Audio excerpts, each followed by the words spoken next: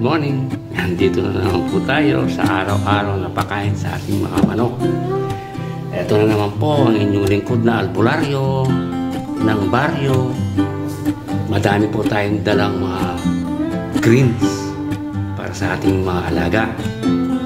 Ngayong araw ito. Ito po yung